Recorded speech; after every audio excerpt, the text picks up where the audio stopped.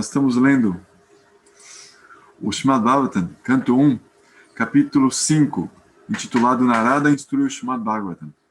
Nós estamos vendo o verso 27. Vamos ler o sânscrito e, em seguida, os sinônimos.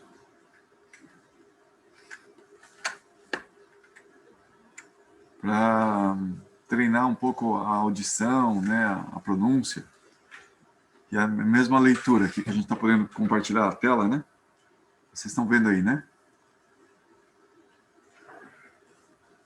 Tasmin stadalabda ruchir mahamate priyasravasi askalita matir mama yayahan netat sadasat swamayaya pasye mai brahmani kalpitan pare.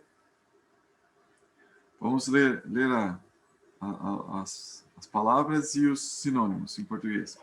Tasmin. Sendo assim. Tada. Naquele momento. Labdha. Adquirir. Ruchehe. Gosto. Mahamate. Ó grande sábio. Priyas Ravasi. Ao Senhor. Askalita Mathi. Atenção inabalável. Mamá. Minha. Yaya.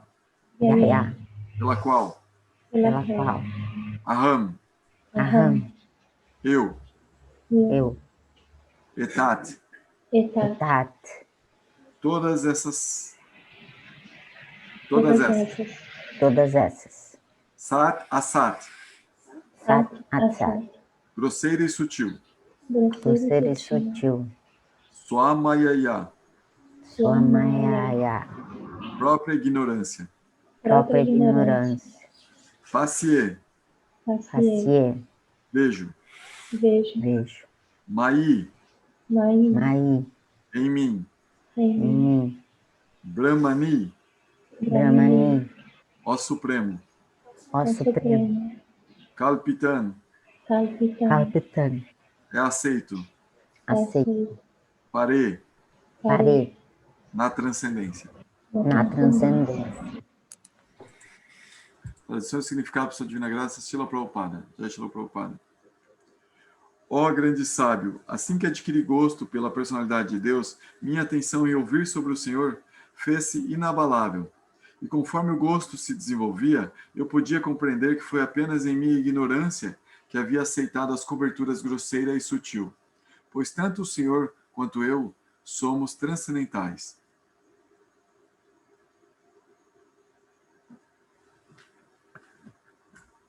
Significado. A ignorância na existência material é comparada à escuridão. E em todas as literaturas védicas, a personalidade de Deus é comparada ao sol. Onde quer que haja luz, não pode haver escuridão. Ouvir os passatempos do Senhor é em si associação transcendental com o Senhor. Porque não há diferença entre o Senhor e seus passatempos transcendentais. Associar-se à luz suprema é dissipar toda a ignorância. Somente por ignorância as almas condicionadas pensam erroneamente que tanto elas quanto o Senhor são produtos da natureza material. Mas de fato a personalidade de Deus e os seres vivos são transcendentais e nada tem a ver com a natureza material. Quando a ignorância é eliminada e se compreende perfeitamente que nada existe sem a personalidade de Deus, então a necessidade é removida. Uma vez que os corpos grosseiro e sutil são emanações da personalidade de Deus, o conhecimento da luz permite-nos ocupar ambos no serviço ao Senhor. O corpo grosseiro deve ser ocupado em atos de prestação de serviço ao Senhor, como trazer água, limpar o templo, prestar reverências e outros. O caminho de Archana, ou adoração ao Senhor no templo, envolve a ocupação de nosso corpo grosseiro no serviço ao Senhor. Do mesmo modo, a mente sutil deve ser ocupada em ouvir os passatempos transcendentais do Senhor, pensar neles, cantar seus nomes. Todas essas atividades são transcendentais. Nenhum dos sentidos grosseiros ou sutis deve ser ocupado de outra maneira. Tal compreensão das atividades transcendentais faz-se possível através de muitos e muitos anos de aprendizagem no serviço devocional. Mas simplesmente a atração amorosa pela personalidade de Deus, como se desenvolveu em Narada Muni, por ouvir, é altamente efetiva.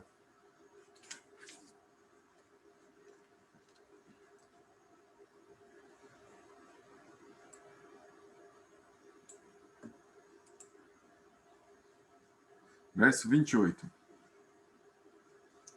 Assim, durante 2 estações, a estação das chuvas e o outono, tive a oportunidade de ouvir esses sábios magnânimos cantarem constantemente as inadulteradas glórias do Senhor Hari.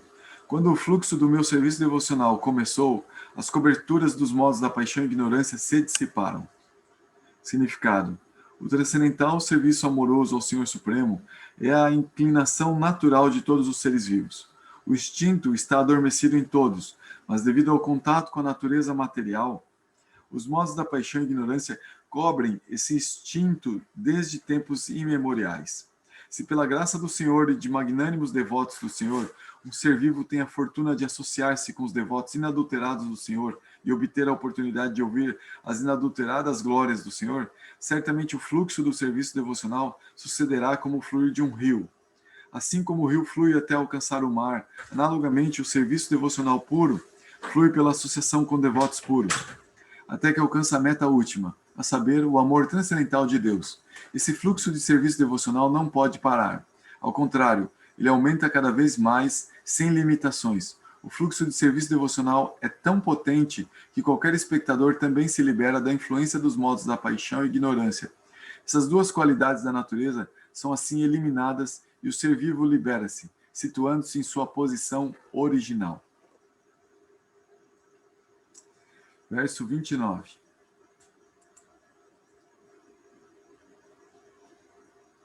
Eu estava muito apegado àqueles sábios. Eu era de comportamento amável e todos os meus pecados foram erradicados no serviço a eles. Dentro de meu coração, eu tinha firme fé neles. Eu subjugara os sentidos e os seguia estritamente com o corpo e a mente.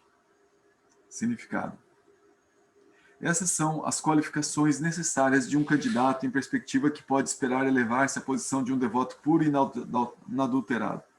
Tal candidato deve buscar sempre a companhia de devotos puros. Não devemos nos deixar desencaminhar por pseudos devotos. Nós mesmos devemos ser simples e amáveis para recebermos as instruções de tal devoto puro. O devoto puro é a alma completamente rendida à personalidade de Deus. Ele conhece a personalidade de Deus como o proprietário supremo e todos outros como seus servidores. E unicamente pela companhia de devotos puros é que podemos nos livrar de todos os pecados acumulados devido à associação mundana. Um devoto neófito deve servir fielmente ao devoto puro, deve ser muito obediente e seguir estritamente as instruções. Esses são sinais de um devoto que está determinado a lograr êxito mesmo durante esta vida. Eu vou dar um exemplo assim de algo que eu vejo até hoje, né? E que, como a Adriana estava comentando, né? Tem certas coisas que a gente vê e a gente parece que vê que isso dá certo, né? Por mais que a prática da pessoa não muda.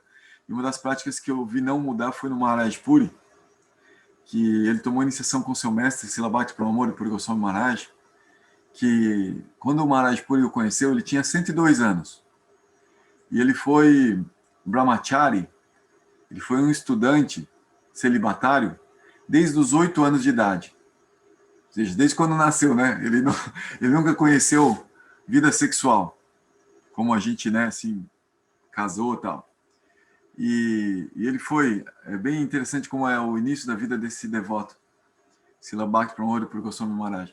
Ele era pequeno, e 8 anos, a idade da Sati, e ele conheceu o seu mestre, Silabhaktisiddhanta Sarasvati Thakur Prabhupada, e gostou, assim, do trato. E ele ia assistir às aulas de Silabhaktisiddhanta Prabhupada, e Silabhaktisiddhanta Prabhupada tinha um costume naquela época, assim, que se aquele menino recitasse um verso do Bhagavad Gita ou do Bhagavatam, se ele aprendesse em sânscrito, ele dava um pedaço de chocolate. Então ele era... na Índia, né, as crianças são, assim, de certa forma, pobres, humildes, né? E não era diferente para aquele menino.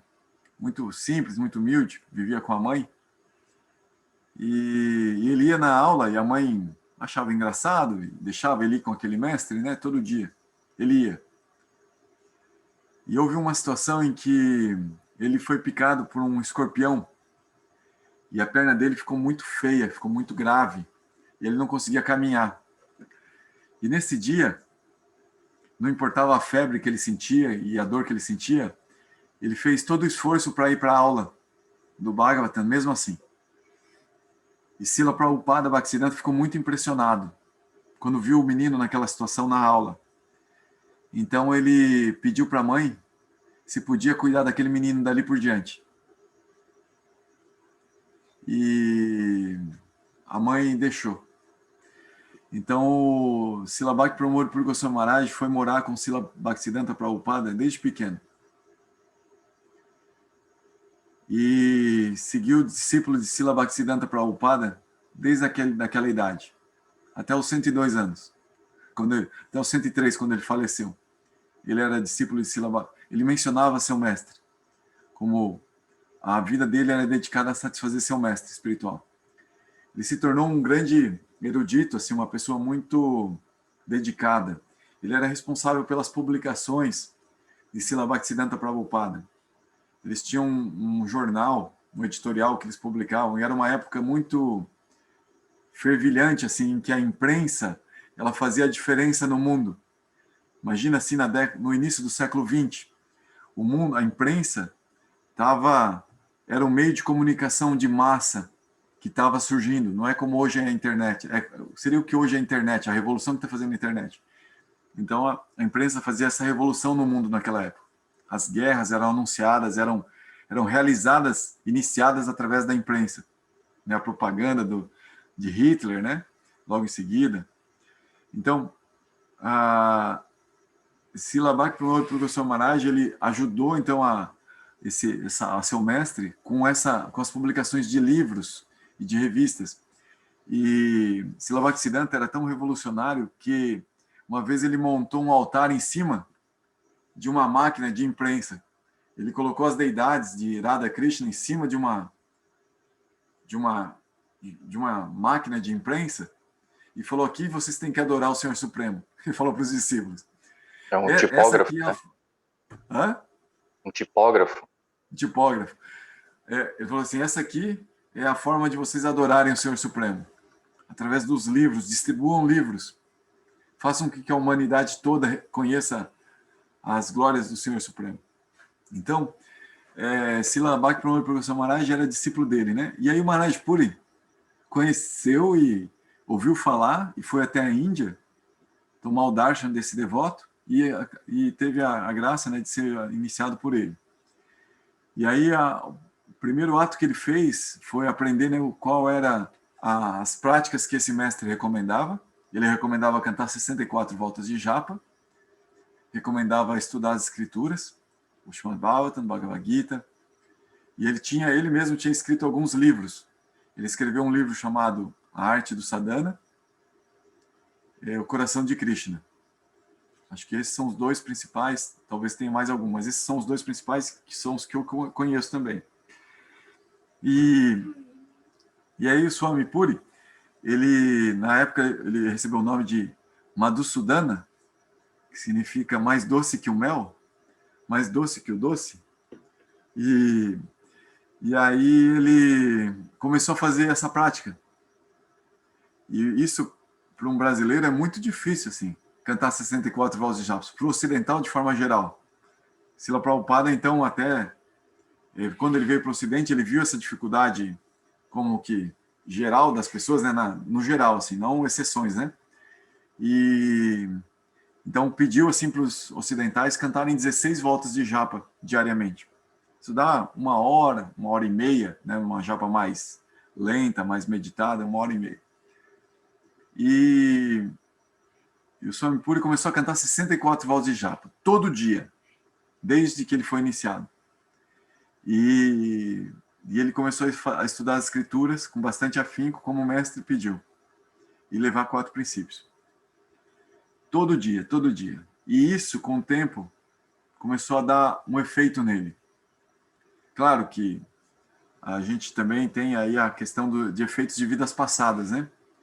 Mas aqui um pouco nesse trecho que a gente leu, fala um pouco disso, né? A pessoa tira a cobertura de ignorância que tem, né? Isso não quer dizer se livrar do corpo material e do corpo grosseiro e do corpo sutil, como Srila Prabhupada explicou. Mas sim, jogar luz nessa matéria, né?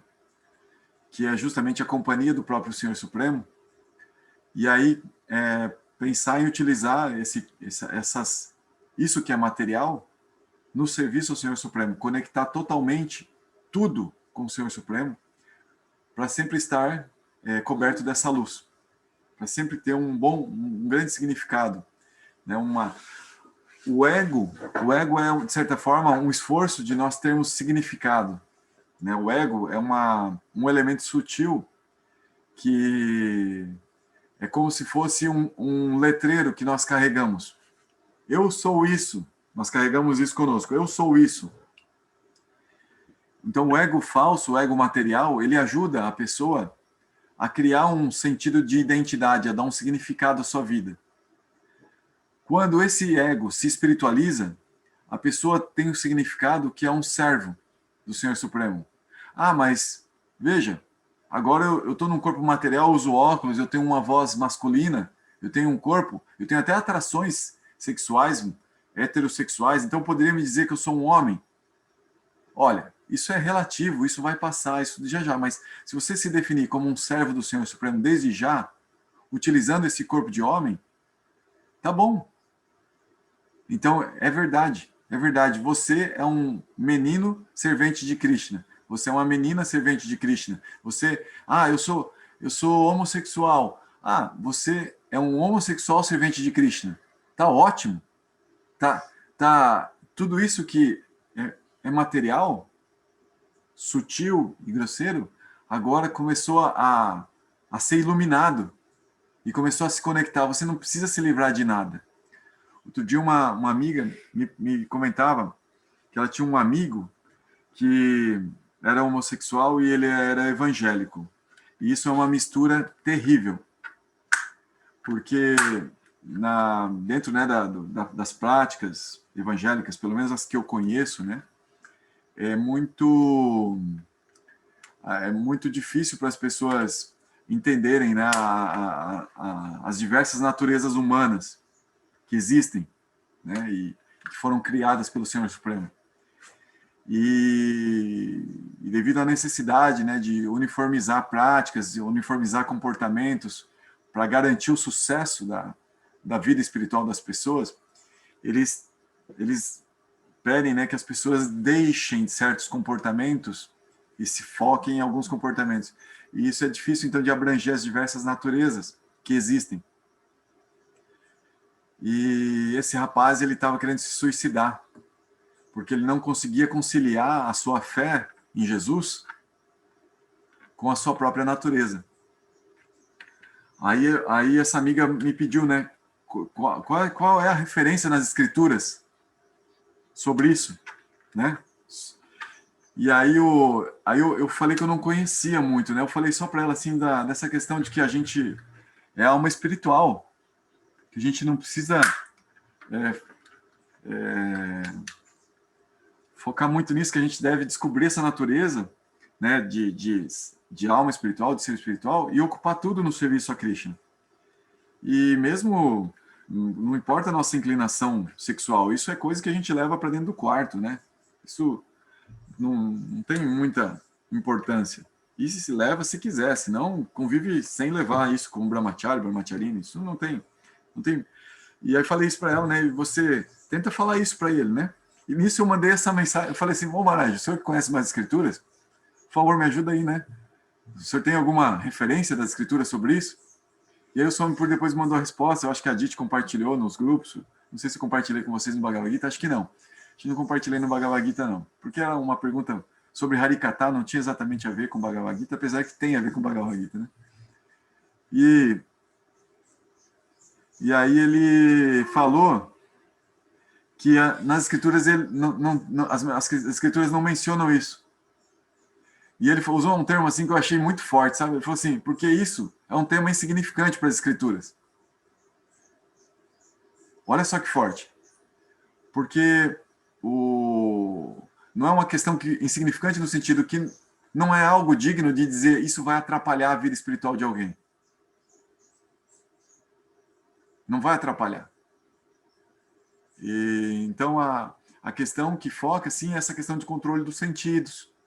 Né? Que isso é geral, é para todos, tem que controlar os sentidos. Não importa a natureza grosseira ou sutil que nós tenhamos. É necessário a gente se aplicar no controle dos sentidos.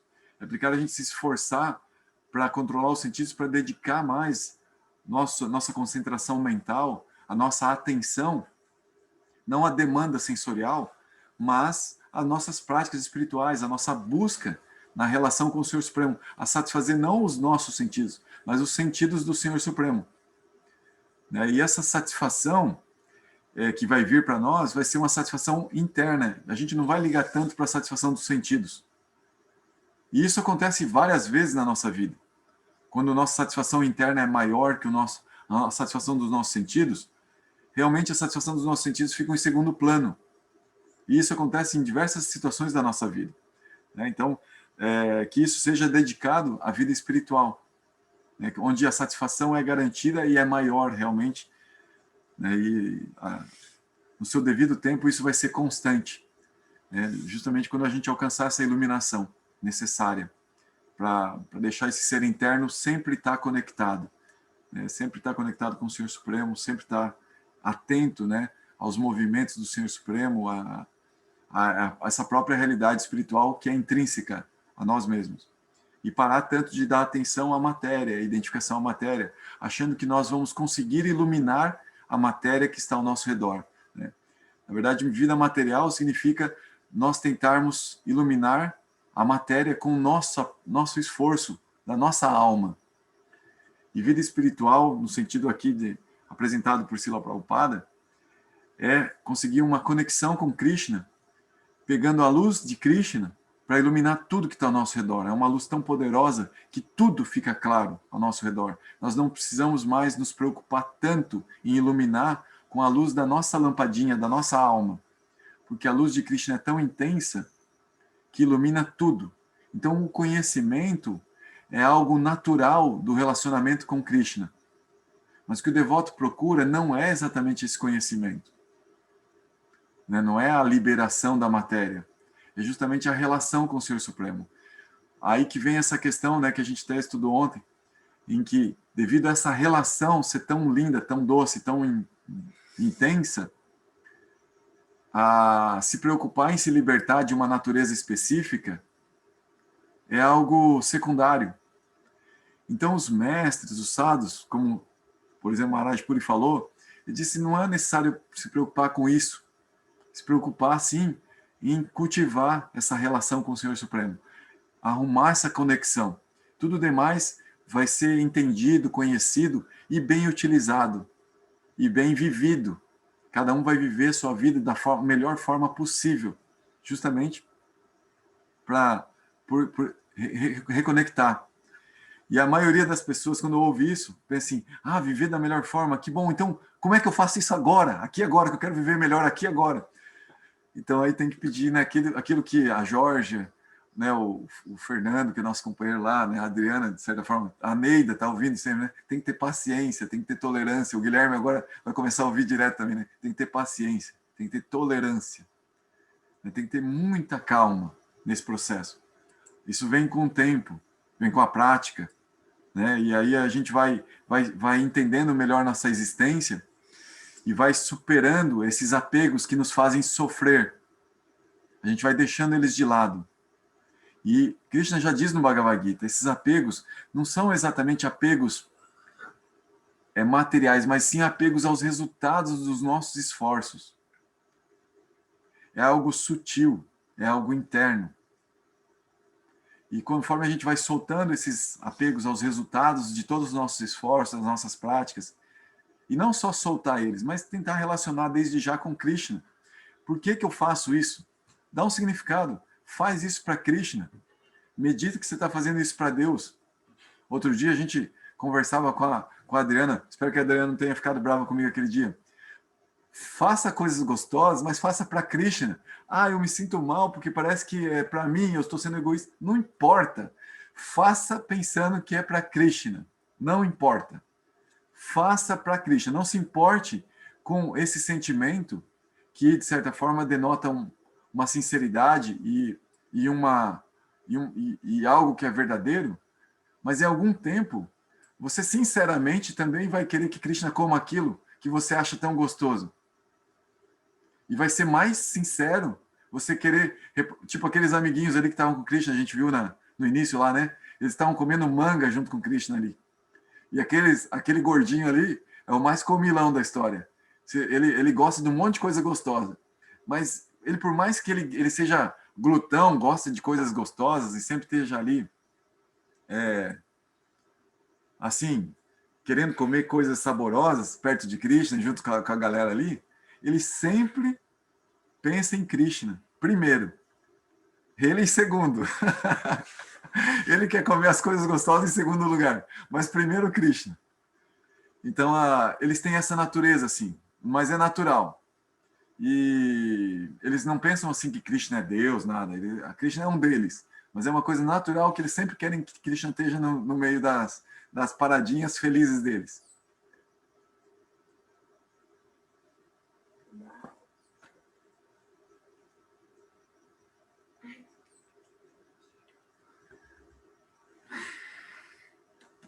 Quem sabe as pessoas que gostam de comer coisas gostosas, tipo a Sati, assim, sejam do grupo desse Madhu Manga, que é um devoto de Krishna, aquele devoto gordinho lá. Quem sabe sejam desse grupo de serviço a Krishna. E vão servir eternamente comendo coisas gostosas perto de Krishna, junto com o Madhu Manga.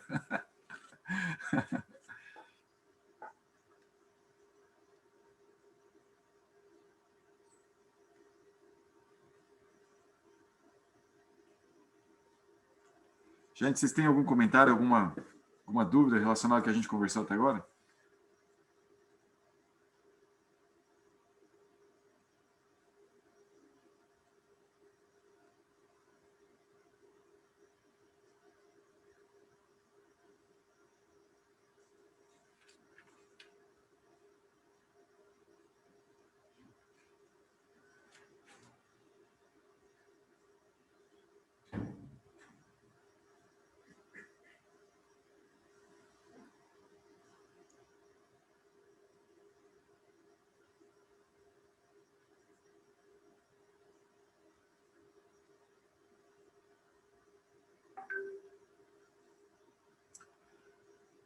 Se vocês querem, então eu leio mais um verso.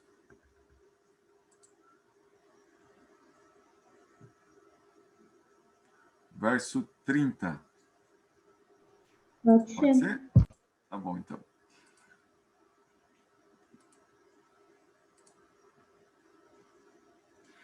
Como estavam de partida, aqueles Bhaktivedantas, que são muito bondosos com as almas pobres de coração, instruíram-me sobre o assunto mais confidencial, que é ensinado pela própria personalidade de Deus. Significado. Um Vedantista puro, ou Bhaktivedanta, instrui seus seguidores exatamente de acordo com as instruções do próprio Senhor. A personalidade de Deus, tanto no Bhagavad Gita quanto em todas as outras escrituras, instrui definitivamente os seres humanos a seguir apenas ao Senhor. O Senhor é o Criador, mantenedor e aniquilador de todas as coisas.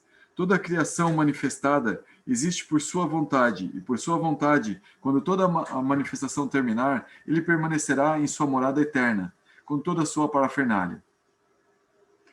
Antes da criação, ele existia na morada eterna, e após a aniquilação, aí permanecerá. Ele não é, portanto, um dos seres criados, ele é transcendental. No Bhagavad Gita, o Senhor diz que muito tempo antes que essa instrução fosse transmitida a Arjuna, a mesma fora comunicada ao Deus do Sol. E no decorrer do tempo, a mesma instrução, por ter sido erroneamente utilizada e por ter se rompido o seu elo, foi de novo ensinada a Arjuna, porque ele era seu perfeito devoto e amigo. Portanto, a instrução do Senhor pode ser entendida unicamente pelos devotos, por ninguém mais. O impersonalista que não faz ideia da forma transcendental do Senhor não pode entender essa mensagem mais confidencial do Senhor. A expressão mais confidencial é significativa aqui, porque o conhecimento do serviço devocional está muitíssimo acima do conhecimento do Brahman pessoal. Gnana significa conhecimento ordinário, ou qualquer ramo de conhecimento. Este conhecimento se desenvolve até o conhecimento do Brahman impessoal. Acima disso, quando parcialmente misturado com devoção, esse conhecimento do Brahman desenvolve-se até o conhecimento de Paramatma, ou Supremo Onipenetrante. Esse é o mais confidencial, mas quando tal conhecimento converte-se em serviço devocional puro, e se alcança a parte confidencial do conhecimento transcendental, ele chama-se o conhecimento mais confidencial. Esse conhecimento mais confidencial foi transmitido pelo Sr. Abrahma, Arjuna, Uddhava e outros. Aí vem o Uddhava Gita, e vem até mesmo o Bhagavad Gita, que é considerado a essência da essência. Então você vê como é que existem gradações, né? Por isso assim que os outros processos, eles são importantes, eles são benéficos. Eles trazem a sua conexão para a pessoa ter uma vida progressiva, porque elas trazem Jnana. Jnana já traz um nível, né, que leva a pessoa até o Brahman. E quando a pessoa atinge o Brahman, se de alguma forma ela é tingida aí com Bhakti, né, ela tem a curiosidade de manter a sua individualidade e continuar observando o Brahman, ela vai encontrar com Paramatma. Se ela não se funde na transcendência, né, impessoal e mantém uma certa individualidade de observador, ela vai encontrar o Paramatma. E isso é um conhecimento confidencial, chamado confidencial. Todo conhecimento leva ao Brahman impessoal. Todo conhecimento fidedigno, verdadeiro, ele vai levando ao conceito de que nós somos eternos e nós somos permanentes e somos essa natureza permanente que observa e que vai existir para sempre, ademais da mudança que a gente observa aí no mundo. Todo conhecimento vai levar a isso. Então, por lógica, com o intelecto, pela mente, uma pessoa pode chegar a esse conceito. Agora, o conhecimento confidencial é Paramatma. A pessoa tem que estar disposta a acreditar em alguém para poder ficar observando, manter sua individualidade e ficar observando que existe Deus mesmo. Ou seja, com o próprio esforço, entre aspas, a pessoa consegue descobrir que ela é Deus, que ela é eterna, é permanente. Agora, ela precisa acreditar em alguém, ter fé de que Deus é um ser separado dela e ela, então, manter sua individualidade para depois de chegar no Brahman, nessa etapa em que ela descobre que ela tem uma natureza transcendental independente da matéria, que existe o Ser Supremo que conecta tudo e todos e é distinto, e eu posso me relacionar e perguntar sobre tudo e todos para ele. Ou seja, eu posso participar da onipresença e da onisciência dele. Não que eu vou ter isso, mas eu posso beber dessa potência ao me relacionar com ele. E quando a pessoa descobre que é possível, então, se relacionar, além de só observar, perguntar e ficar aí só numa parte meio de observação, de desfrute ainda, de certa forma, eu posso me relacionar. E esse relacionamento, ele começa com uma atitude de serviço, bhakti, amor. Então, aí eu descubro a dimensão de uma existência completa, onde todo o meu ser, aquilo que eu tinha deixado de lado, que é a parte de apego, de sentir, eu tinha deixado de lado, eu posso recuperar isso. Isso é o conhecimento mais confidencial. Então, se de alguma forma vocês estão escutando isso, sobre que é possível se apegar, desenvolver relacionamentos doces, com o Senhor Supremo, em que é permitido interagir com o Senhor Supremo, mais alto grau de integridade do que você já é hoje, do que você já tem. Você pode conectar tudo isso com o Senhor Supremo aqui, agora, já. Se você acredita nisso, você tem fé nisso, você tem fé nesse conhecimento mais confidencial e você já começou a fazer a prática de Bhakti e Yoga, que começa com fé. E depois vai intensificar com sadhu sangha. Você vai ter amizade com sadhus que vão te incrementar essa fé. Depois você vai aprender a fazer práticas, cada vez mais práticas, e não no sentido só externo, cantar uma japa, assistir uma aula do Bhagavata, não, a fazer essa prática, em que essa prática ela tenha uma reverberação interior suficiente para eliminar aqueles anartas que a gente conversou tanto, né, no Madhurya Akademi. Aqueles obstáculos que nos impedem da gente viver nessa plataforma, chegar nessa plataforma de Brahman. Né? Porque, poxa, não era preciso desenvolver conhecimento para chegar no Brahman? Não, não é necessário você desenvolver conhecimento. É necessário você fazer práticas que tragam uma conexão com o Senhor Supremo, e essa própria conexão com o Senhor Supremo vai iluminar o teu meio ambiente. Vai trazer essa clareza de que você é alma, que você é independente da matéria. Mas isso só não acontece com conhecimento? Pois é. Mas é algo assim que é intuitivo. Não é que você leu escrituras, você estudou e fez um monte de análise. Você não fez tudo isso. Você fez suas práticas de tentar se conectar com o Senhor Supremo. E a própria conexão, a própria presença dele, de alguma forma, veio trazendo isso para você.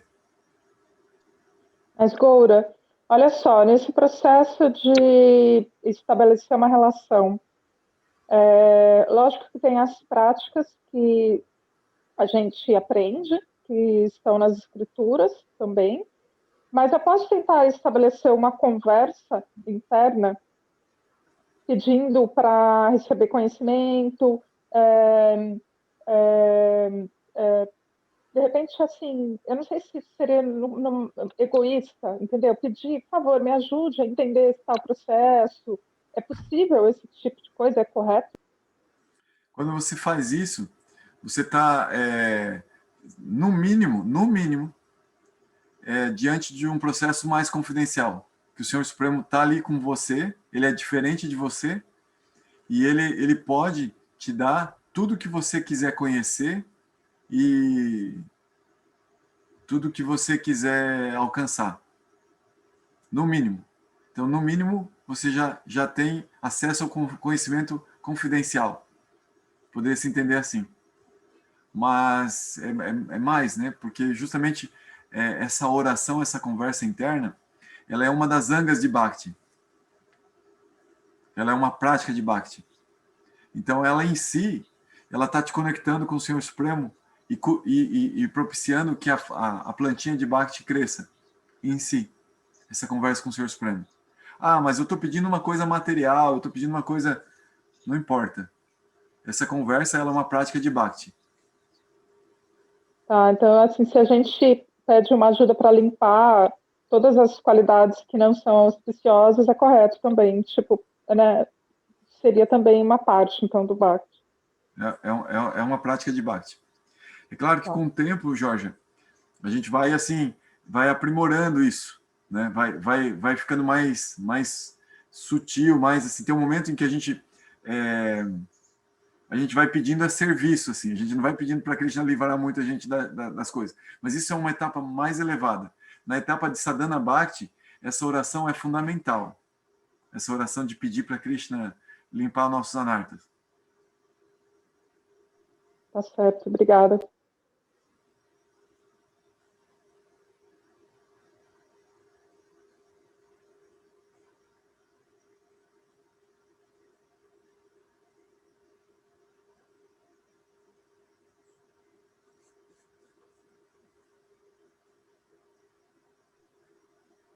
Gente, hoje eu vou pedir licença para sair. Eu preciso me preparar aí para o compromisso profissional que eu vou ter agora de manhã.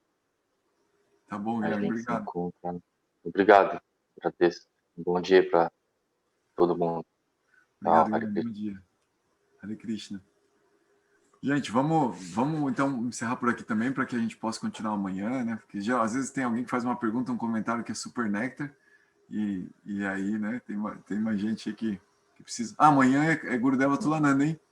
Lembrem, amanhã é Gurudeva Tulananda. Bom, preparem suas perguntas, preparem suas inquietações, suas dúvidas. Tá certo. Obrigada a todos. Bom dia, Hare Krishna. Até amanhã. Até amanhã, bom dia. Bom dia, Hare Krishna. Bom dia. Goura, amanhã tem visitante? Tem palestrante? Acho que Meu eu não mestre é Adriana, Gurudeva Tulananda. Ah, tá. Ele vai participar com a gente, então. Vai. Aí eu pedi para o pessoal preparar perguntas que desejam, assim, né, colocar, o que é um mestre, né? Por que você é mestre? O que faz o senhor manter o senhor nessa vida, nesse processo, né? Assim, coisas assim, pode aproveitar para perguntar coisas assim, para ver. É meio íntimo, né? Ou não? Então, aproveitar mesmo, né? A gente está encontrando com uma pessoa para perguntar sobre coisas pessoais, né? Tá. Então tá, valeu. Maravilha. Hare Krishna, pessoal. Bom dia para todos. Hare Krishna, bom dia. Obrigada. Pessoal. Tchau. Tchau. Haribo.